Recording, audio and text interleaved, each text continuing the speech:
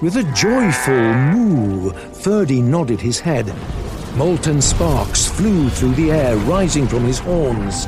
His tail lashed with delight as he lowered his head toward John and pawed at the air. This would be the first time John would get a chance to test his new body in the real world, and he was looking forward to it just as much as Ferdie was. Gorelek had nearly been forgotten as man and beast stared each other down, each excited to test the other's mettle. What are you waiting for?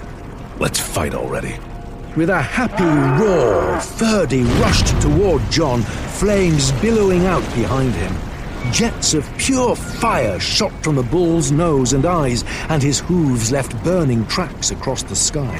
A faint blue flame surrounded John, but his body didn't change like it used to.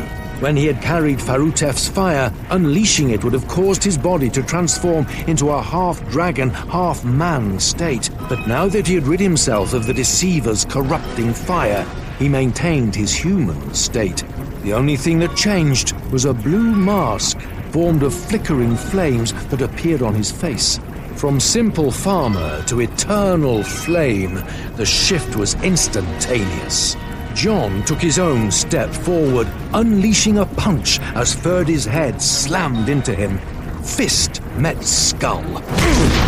It was so loud that Gorelek, who had been about to launch an attack of her own, was actually knocked backward. She slammed into the shield John had created, causing it to wobble, but it held strong. In shock, she stared at the place where John and Ferdie had met.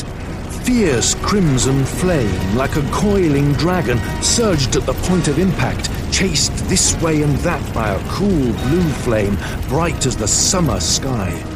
After a moment, the mana cleared, and she saw John and Ferdie both standing still, facing each other. She couldn't tell who had the advantage until John kicked out with his foot, slamming it into the stunned bull. His punch had stopped Ferdie in his tracks, shaking the giant bull senseless.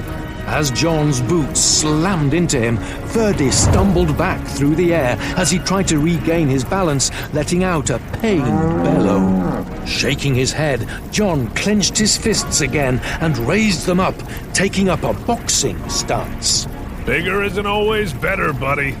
Letting out another bellow, this one containing some anger, Ferdie threw himself forward again.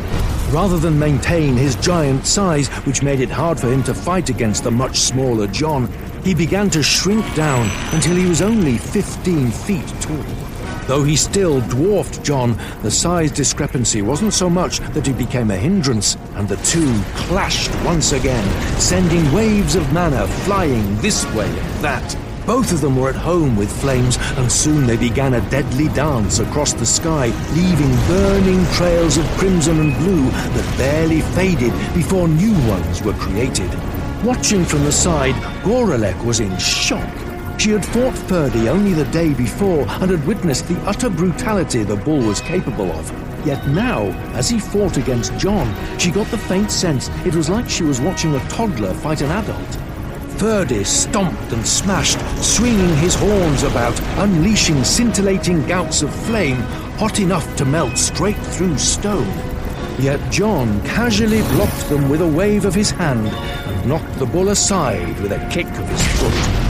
Unable to believe what she was seeing, Gorelek gathered her own energy. Her tails lit up behind her, and thick pink mana streamed out to join the two flames. Having already spent nearly an entire night fighting against Ferdie, she was familiar with the crimson fire he wielded, and she matched her own mana to it, supporting his attacks as best she could. The problem was the blue flame John carried. Seeing her attack coming, John simply grinned and allowed it to roll over him. She had been intending to bind him, much as she had done when she had first encountered him. But the faint blue flame that covered his body simply burned through her mana, almost without effort. You want in on this too, huh?